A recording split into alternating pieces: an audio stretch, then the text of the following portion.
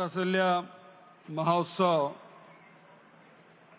समापन समारोह में उपस्थित पर्यटन मंत्री आदरणीय ताम्रध्वज साहू जी, स्थानीय विधायक नगरीय प्रशासन मंत्री आदरणीय श्री डहरिया जी, गौ सेवा आयोग के अध्यक्ष आदरणीय महंत रामसुंदर दास जी, आदरणीय भाई गिरीश देवांगन जी, भाई पारसनाथ राजवाड़े जी, संगीता सिन्हा जी, भाई खिलेश देवांगन जी, केसरी मोहन साहू जी, राम गिटलानी जी, आकाश शर्मा जी, नारायण कुर्रे जी, नैना गबेल जी, मोहन साहू जी, दिनेश ठाकुर जी, प्रकाश यादव जी, रविशंकर धीवर जी,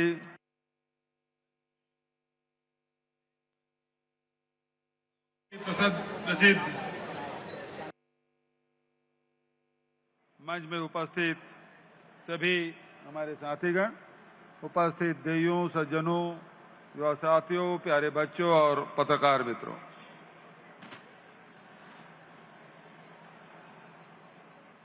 कौशल्या माता के मंदिर प्रांगण में 3 दिन तक के महोत्सव का आयोजन और इसमें देश भर के बहुत ही प्रसिद्ध कलाकार यहां आके अपनी प्रस्तुति दिए।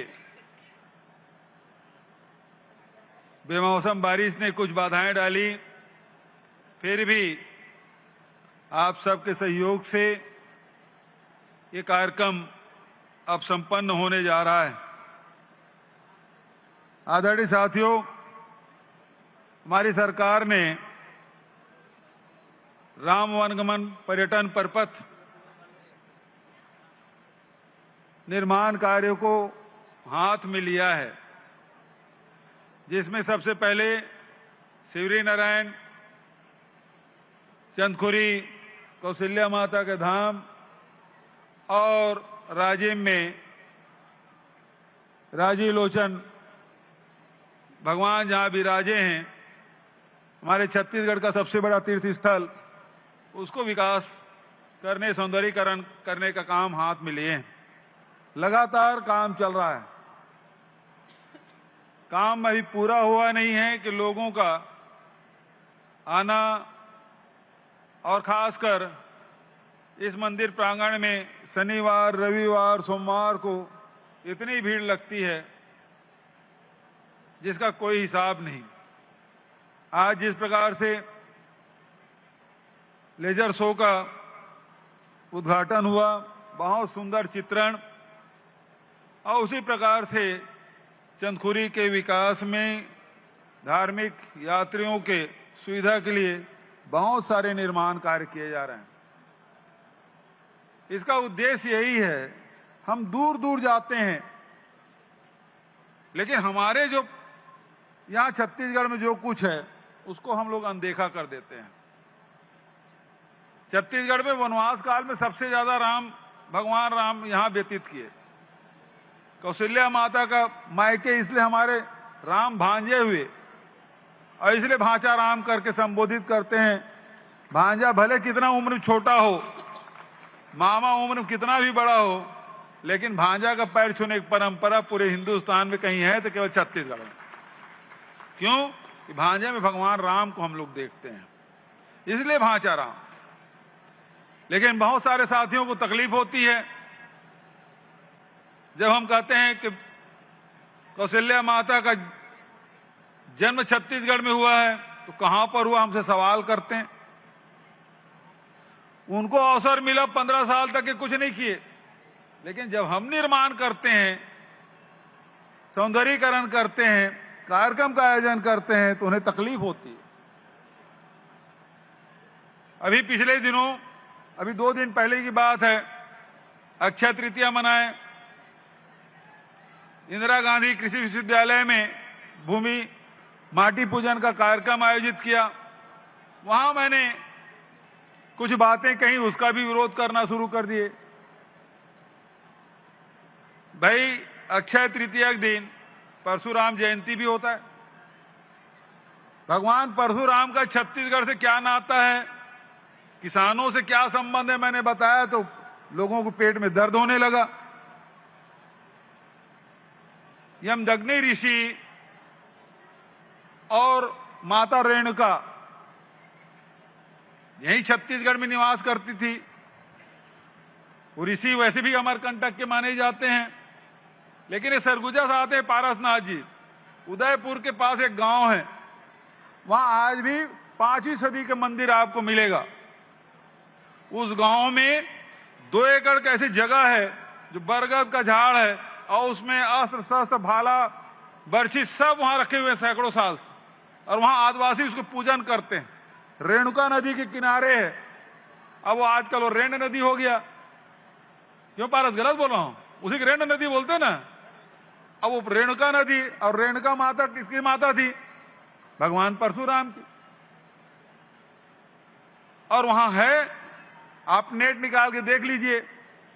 दूसरा मैंने उदाहरण दिया, परसपाल, महेंद्र कर्मा जी का नाम तो आपने सुना होगा। उसका गांव फरसपाल, और फरसपाल में वहां हर साल मेला लगता है। परशुराम जी की मूर्ति लगी हुई है,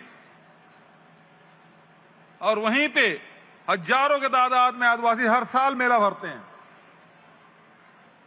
अब दंतेवाड़ा के और अंदर में भगवान परशुराम की मूर्ति मिलना, क्या आपको आश्चर्य में नहीं डालता? क्या संबंध थे वहां से?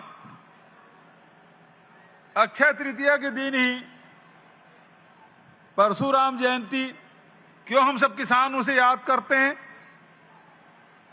भगवान शिव ने परशुराम जी को अस्त्र शस्त्र का ज्ञान दिया था, और उन्होंने निर्देश दिया कि दत्तात्रेय ने 60,000 श्लोक का निर्माण किया है, उसको 60 करना है।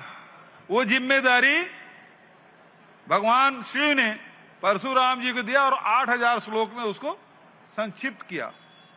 और दूसरा सबसे बड़ा ज्ञान भगवान शिव ने परशुराम जी को दिया, वो कृषि का।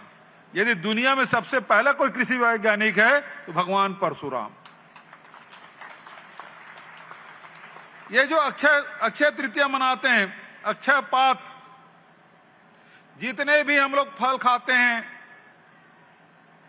बीज निकलता है, उसको पात्र में रखते हैं। सबके घरों में होता है, परंपरा यही है। उसमें आम खाए, गुठली निकला, उसमें रख दिए। इमली खाए, गुठली निकला, उसमें रख दिए।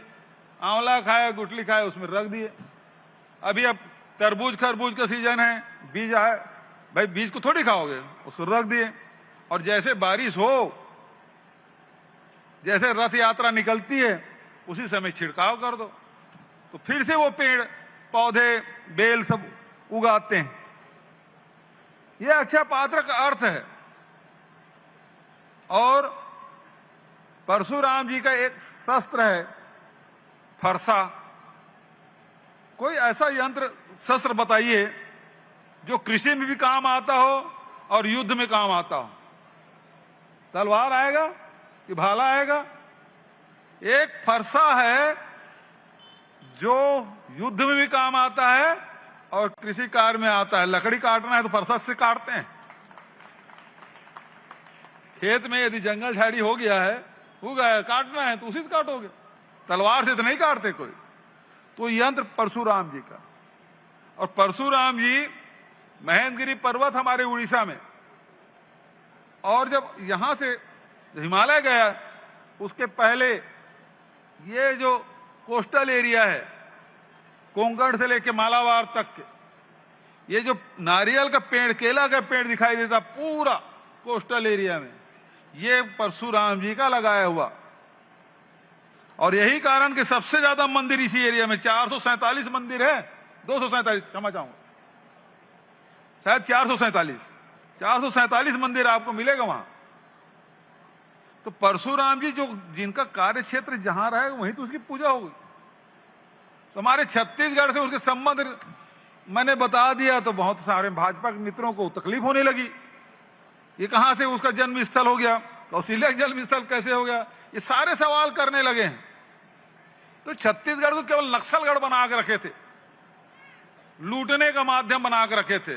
और हमने छत्तीसगढ़ के गौरव को, जो हमारे पौराणिक, आध्यात्मिक, सांस्कृतिक, ऐतिहासिक जितने भी हमारे धरोहर है सबको देश के मानचित्र में लाने की कोशिश की है। और आज आप देखेंगे रामायण को भी हर मंडली को 5,000 रुपया देना। कोई सरकार है जो शासकीय तौर पर रामायण का प्रतियोगिता कराता हो? अकेला छत्तीसगढ़ सरकार है पूरे देश में जो रामायण का आयोजन कराता है। और जो प्रथम स्थान पाने वाले उसको 5 लाख, द्वितीय स्थान प्राप्त करने वाले को 3 लाख और तृतीय स्थान प्राप्त करने वाले को 2 लाख पिछले 2 साल से दे रहे हैं। और उसी प्रकार से रामायण के साथ साथ आप देखेंगे जितने भी आयोजन आप देखेंगे सांस्कृतिक, राजिम पुन्नी माघी पुन्नी मेला से लेके जितने भी आयोजन हैं हम लोग बढ़ चढ़ के कर रहे हैं। ये हमारी पहचान है। ये लोग एक जगह मेला स्थल तक नहीं बना पाए और हम 55 एकड़ का मेला स्थल वहां बना रहे हैं। छोटा मोटा काम नहीं है। इनके शासन काल में महादेव घाट को जितनी जमीन सब कब्जा करवा दिए। अब मेला भरने की जगह नहीं है, सड़क में बैठते हैं लोग। राज्य में वही स्थिति, हर साल करोड़ों रुपए फूक रहे हैं, नदी में मुरम डाल रहे हैं, वहीं पे टेंट लगा रहे हैं। हम परमानेंट व्यवस्था कर देंगे ताकि चतुर्मास करना साधु संतों को वहां चतुर्मास करे, भागवत करे, कथा करे, उसकी व्यवस्था।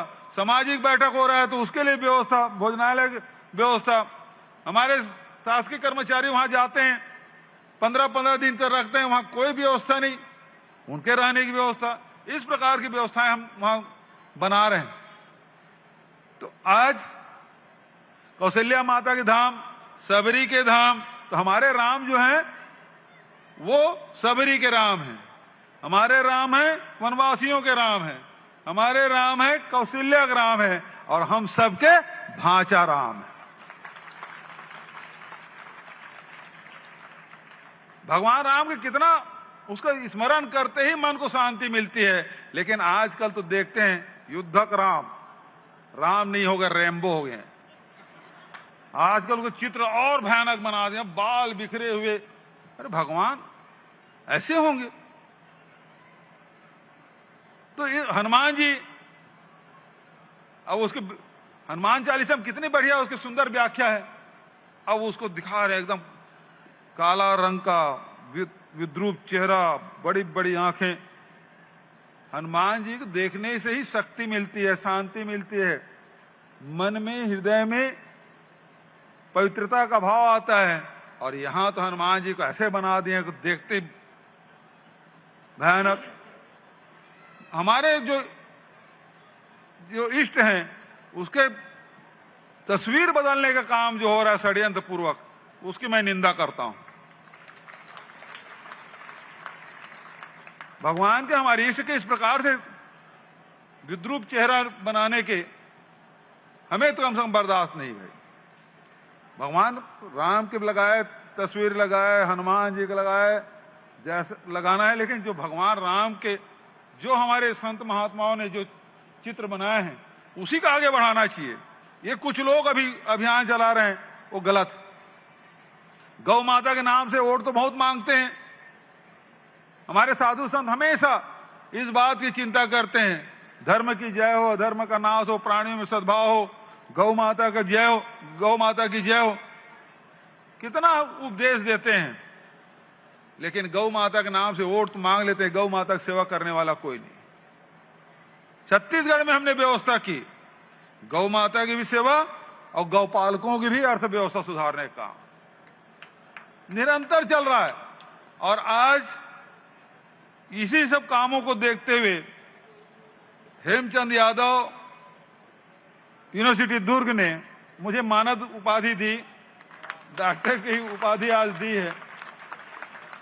तो जो काम हम लोग के छत्तीसगढ़ के 4 चिन्हारी, नरवा, गरवा, घुरवा, बाड़ी, और इसमें कितने लोग शोध भी कर रहे हैं और उसमें हम लोगों को ये सम्मान दी गई। तो जो छत्तीसगढ़ के जो मूल तत्व है, मूल आत्मा है, उसको समझें, उसको पहचानें। आज हम लोग छत्तीसगढ़ में छत्तीसगढ़ी पर्व मनाने के लिए हर पंचायत को 10,000 रुपया दे रहे हैं ताकि हम अपने तीज त्योहार को अच्छे से मना सकें। इस प्रकार के आयोजन हम लोग कर रहे हैं। तो हमारी छत्तीसगढ़ की संस्कृति, चाहे तीजा हो, पोरा हो, हरेली हो, विश्व आदिवासी दिवस हो, कर्मा जयंती हो, छेरछेरा पुन्नी हो, सबको मिल के मनाएं।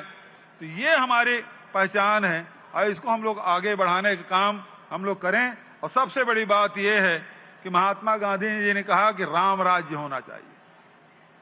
राम राज्य की कल्पना, सबको समानता का अधिकार, सबको बोलने का अधिकार, सभी जीवों की सेवा करना। और हमारी छत्तीसगढ़ का सरकार लगातार कोशिश कर रही है किसानों का अर्थव्यवस्था सुधारने के, मजदूरों के बच्चों के, गरीब के बच्चों के पढ़ने के लिए स्वामी आत्मानंद अंग्रेजी स्कूल, शिक्षा, स्वास्थ्य, रोजगार, अभी अब बेरोजगारी भत्ता भी हम लोग दे रहे हैं। तो कोशिश यही है कि सर्वजन हिताय सर्वजन सुखाय, इस सिद्धांत पे छत्तीसगढ़ सरकार चल रही है। यही तो राम राज्य है, इसी को आगे बढ़ाना है। इन्हीं शब्दों के साथ पुनः आए सभी अतिथियों का स्वागत करते हुए, कैलाश खेर का कार्यक्रम होना है, सब इंतजार कर रहे हैं। उनको भी हमने मंदिर माता कौशल्या और राम के मंदिर का दर्शन कराया और यहाँ जो हो रहे विकास कार्यों को उन्होंने निरीक्षण किया। मैं उनका भी स्वागत करते हुए तमाम हमारे जो कलाकार यहाँ प्रस्तुति दिए हैं उन सबको बधाई और शुभकामना देते हुए, आयोजक साथियों को बहुत बधाई शुभकामना देते हुए अपने वाणी के विराम देता हूँ। धन्यवाद। जय हिंद, जय छत्तीसगढ़। बोले सियावर रामचंद्र की, कौशल्या के राम की, सबरी के राम की, भाचा राम की।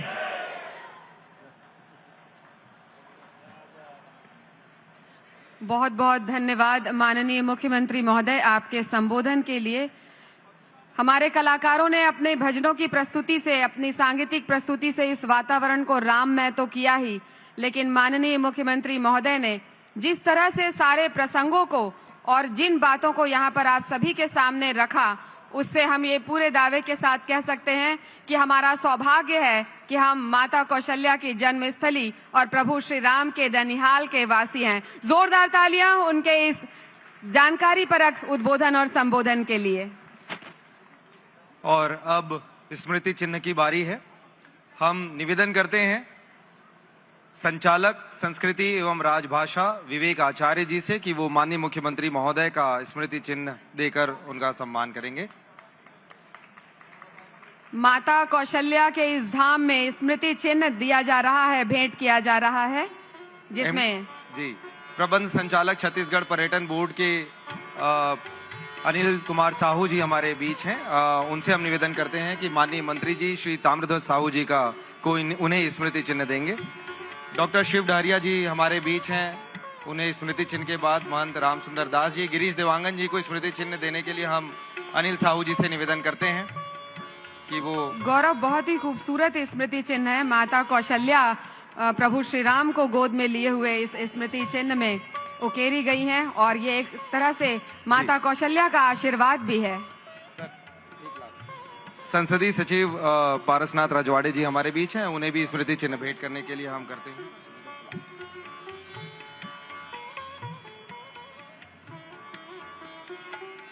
संगीता सिन्हा जी माननीय विधायक जी को भी स्मृति चिन्ह प्रेषित किया गया। और अब यह अवसर है कि हम सब मिलकर के इस संगीतमय प्रस्तुतियां जो यहाँ पर हो रही हैं, वहां पर कैलाश खेर जी की प्रस्तुति होगी। हम सभी को उनका इंतजार है। पद्मश्री से सम्मानित देश के मशहूर गायक कैलाश खेर जी यहाँ तक पहुँचे हैं और सभी को इंतजार है इस आयोजन के लिए। हम निवेदन करते हैं मंच पर उपस्थित सभी माननीय अतिथियों से कि सामने दर्शक दीर्घा पर अपना स्थान ग्रहण करें और साथ ही अपने साथियों से हम निवेदन करते हैं कि कार्यक्रम के पहले की जो मंच की तैयारियां होती हैं उन पर वो आगे बढ़ें। अनुराधा जी, बिल्कुल आप सभी तैयार हैं कैलाश खेर जी को सुनने के लिए? उत्साह दिखा नहीं, उत्साह दिखना चाहिए। जब कोई कलाकार, अतिथि कलाकार आपके इस धरा पर आया है तो भरपूर उत्साह आपको प्रदर्शित भी करना है और दिखा देना है, जता देना है कि आप अपने अतिथियों को कितना सम्मान देते हैं, कितना प्यार देते हैं। गौरव, आप कुछ कह रहे थे? मैं ये कह रहा था अनुराधा जी कि जिस तरीके से माननीय मुख्यमंत्री जी ने अक्ति तिहार, जो कि अक्षय तृतीया के नाम से भगवान श्री परशुराम जी के जन्मोत्सव के बारे में जाना जाता है और पूरी मान्यता है कि वो जो चिरंजीव 7 आत्माएं हमारे बीच में 7 ऐसे लोग हैं, महाभूत, या उन्हें आप कह सकते हैं कि महापुरुष जो जीवित हैं सदैव। उनमें से एक भगवान श्री परशुराम जी की के जन्मोत्सव के बारे में, उनके परशु जो उनका शस्त्र है उसके बारे में उन्होंने हमें जानकारी दी। लेकिन आप सभी को ये बताते हुए खुशी हो रही है कि माननीय मुख्यमंत्री जी को डॉक्टरेट की जो मानद उपाधि है, आज वो उन्हें उपाधि दी गई है यूनिवर्सिटी के द्वारा। तो अब से अब वो डॉक्टर भूपेश बघेल जी के नाम से भी हम उन्हें संबोधित करेंगे। गौरव, एक वाकया मुझे याद आ रहा है। पिछले साल नए रायपुर में विधानसभा भवन के बिल्डिंग का भूमि पूजन था, 2 साल पहले करीब, और मैंने माननीय मुख्यमंत्री जी को डॉक्टर भूपेश बघेल कहा था। तो उन्होंने कहा था कि कैसे मोर नाम के आगे ते डॉक्टर लगा देस। तो मैंने उनसे कहा था कि सर बहुत जल्दी आपके नाम के आगे डॉक्टर लगेगा, और आज वो दिन है कि डॉक्टर भूपेश बघेल जी हमारे सामने दर्शक दीर्घा में हैं। तो जोरदार स्वागत और अभिनंदन किया जाए। और जिस तरीके से उन्होंने आज भगवान राम के ननिहाल की छत्तीसगढ़ की विशेषताओं के बारे में बताया, तो मुझे तो लगता है कि डॉक्टरेट की उपाधि उन्हें इन सब जानकारियों के लिए भी दिया गया है। तो हम बहुत ही उनके प्रति अपने आदर भाव को व्यक्त करते हैं और उनका आशीर्वाद सदा रहता है। और राम वनगमन पर्यटन परिपथ जो है गौरव, वो वाकई में छत्तीसगढ़ के लिए एक बहुत बड़ी उपलब्धि है, और छत्तीसगढ़ शासन के साथ ही हम सभी के लिए गौरव का विषय है कि हम सभी इस परियोजना से जुड़े हुए हैं। माननीय पर्यटन मंत्री श्री ताम्रध्वज साहू जी का समय समय पर हमें मार्गदर्शन मिलता रहता है, और राम वनगमन की जो भव्यता है, इस पथ की जो भव्यता है, वो धीरे धीरे देश और दुनिया में प्रचारित हो रही है। और चनखुरी जो है